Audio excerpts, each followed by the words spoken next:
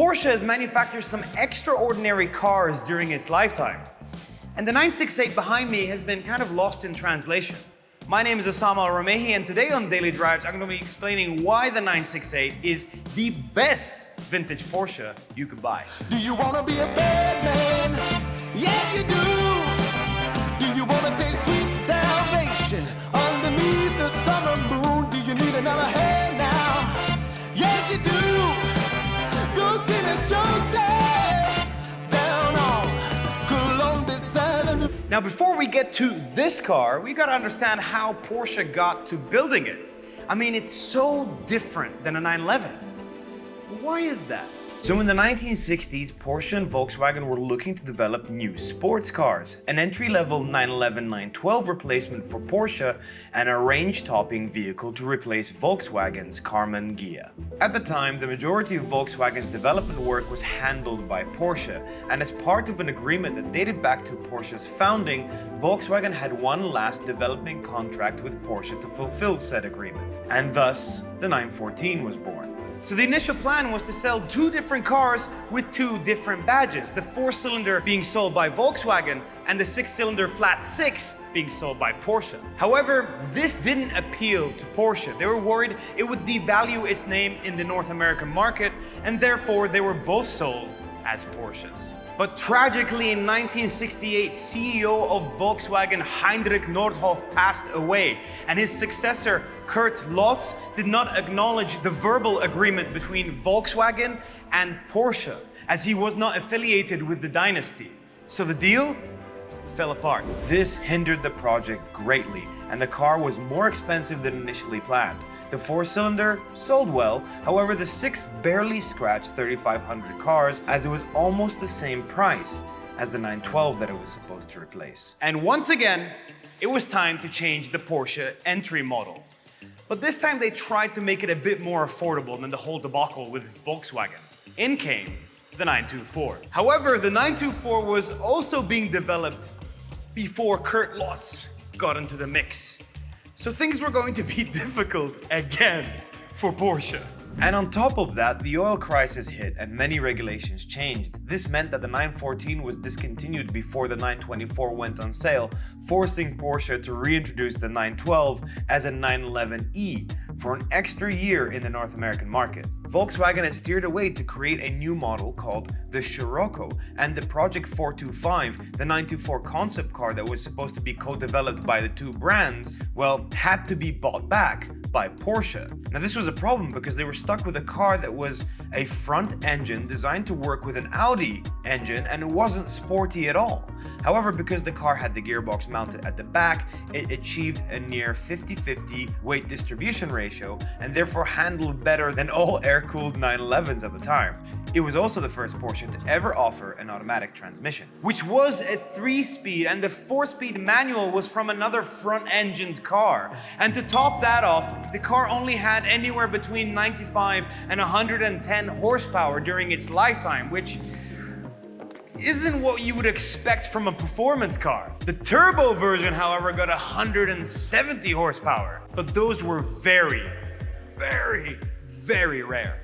But at the time, if you were looking for power and luxury from Porsche, you were probably leaning towards the 928. It was the only Porsche coupe to be ever powered by a V8 engine, and during its development, it increased its displacement from 4.5 liters to 5.4 liters. It was entirely developed by Porsche as a grand tour, as the company thought at the time that the 911 was losing interest and luxury sports cars would be the future. It did win European Car of the Year in 1978, beating the likes of BMW's 7 Series. It was the first sports car ever to win that title, truly acknowledging its advanced technology. Well, okay, bringing it back to the 924. Well, actually, this is the 968, but we're getting there. Can I just say that Porsche's history is one of the most complicated ever for a brand that's been producing cars that looked pretty much exactly the same? All right, back to the 924. Yeah, too many people be calling my phone, but I never be picking it up. Got everyone that I need in my circle, I never be going and switching it up. Rocking with the people who been following me when I never thought it would've happened and I never got love. Now they want to piggyback on everything I got, I never knew them from the bottom, but now I've had enough. All right, So if you're a car fanatic, you will know that Porsche has been racing for years. The 924 in race trim entered its fair share of motorsport and was used to develop its successor, the 944. To put it short, it was an evolution, not revolution. The 944 had a closer weight distribution ratio at 50.8% rear and 49.2% front, and it was still fairly slow for a sports car with minor performance improvements over its predecessor. It is important to know that it was among the most successful sports cars in terms of sales in Porsche's history, selling 163,000 cars until it was beaten by the 986 Boxster and the 997 Carrera. Woo! You guys still with me? I mean, why does everything have to start with a 9? 9 this, 9 that, 924, 968, 999? When you say it out loud, kind of get it. And that brings us to this car, a 1994 968. That's it. I mean, I know it looks like a Turbo S, but I'll explain that when we go over the exterior features. The 968 came in where the 944 left off. It was actually supposed to be a heavily revised model of the 944, but Porsche went so far that it deserved its own model designation. But unfortunately for Porsche, the 968 didn't sell as well as the 944. They only sold 12,776 models worldwide, and 8,111 of them were sold outside of North America. And yes, I do realize I have omitted variants, special editions, and all of that, but I did that just to keep my sanity in check. The front was inspired by the 928 Grand Tourer and looked like a Porsche as we know them today, only with pop-up headlights that, well, aren't as cool as the ones you would find on an RX-7, for example. Speaking of the RX-7, smash that like button right now, just if you want us to review one. The rear of the car was also redesigned, featuring fully colored taillights, but nothing else. Pretty much remained the same as a 944. The engine was a heavily revised 944 four-cylinder engine, but this time it had 3 liters of displacement, making it the 4th largest four-cylinder engine at the time. And when new, it developed 237 horsepower and 305 newton meters of torque. And look at it, it's massive. It had to be tilted to the side just to fit. It looks like a V8, but it's just a 4-cylinder. So when it came to performance, the car would accelerate to 100 kilometers an hour in just 6.5 seconds. And when it was fitted with the 6-speed brand new manual gearbox, it could reach a top speed of 252 kilometers an hour. You could also get a 4-speed Tiptronic automatic, but that was actually slower, back when automatics were slower than manuals. Forgot about those times. Now, if you are an avid Porsche enthusiast, you might notice that, wait, hang on a minute. This looks like a Turbo S. And you would be correct. You see, the owner of this car has modified it to look like a Turbo S, but still has the non-turbo engine. But not for long, as it will be in this car in the near future, which is a feat on its own, because when it comes to the Turbo S, that produced 305 horsepower, almost 70 more than the standard car, Porsche only made 14 of them.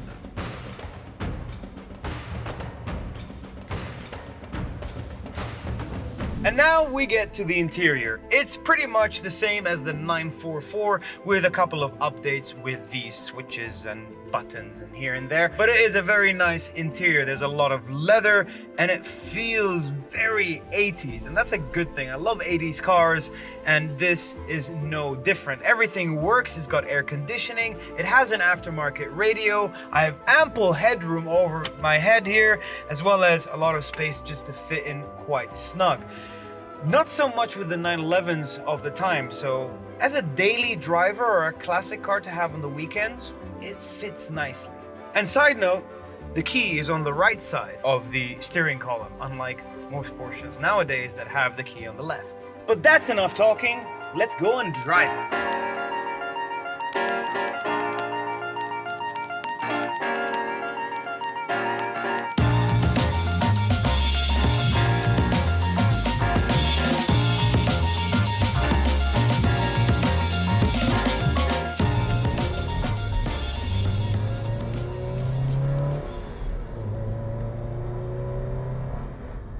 Something about a classic car, guys. Something about a classic car you can't repeat. I mean, reviewing all of the latest cars coming out nowadays, they kind of are in essence all the same. They're all really good, but they're all very lifeless. And it's only when you come into a car that has aged a little bit do you truly remember what they were like. Oh, listen to that noise. And a manual gearbox. This is real driving. I'm getting ahead of myself here, but it's so planted. I mean, as I mentioned earlier, the 50-50 weight distribution. I mean, it's close to that. It's not exactly that, but you can feel it. It feels so much better than an air-cooled 911 to drive. You could drive it quick, like a sports car. And yes, it doesn't have as much power and so on, but do you really need it? If it handles like this, the chassis is amazing. As you can hear, it's quite stiff, and you could probably see that through the camera. But it's not too stiff. It's not fake. It's not filled with electronics and all these do-goodies and airbags that weigh the car down and all of that thing. No. It's a thoroughbred. You can definitely feel that.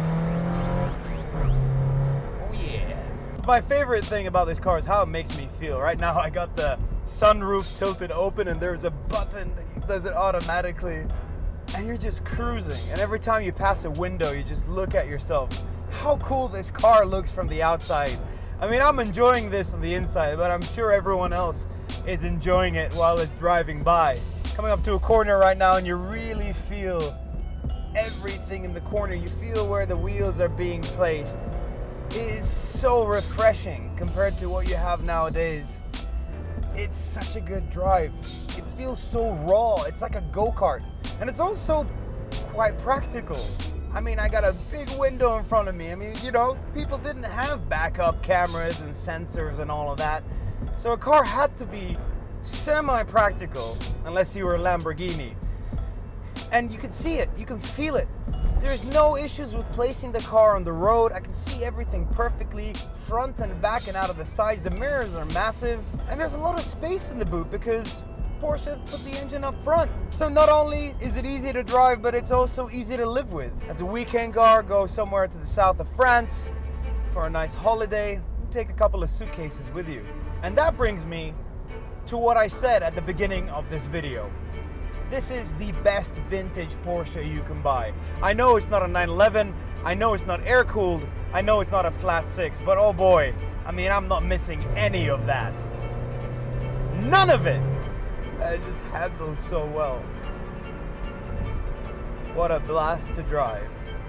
Thank you so much for watching this episode of Daily Drives. Hope you enjoyed it. If you did, make sure to smash that like button, as well as let me know down in the comment sections below what you think of the 968 and what is your favorite vintage Porsche. Is it a 911 or maybe something else? As well as finally, don't forget to subscribe to this channel and make sure you hit that bell notification button so you don't miss out on any future videos. That's it from me. Have a great day and take care. Oh yeah. Downshift. Oh yes.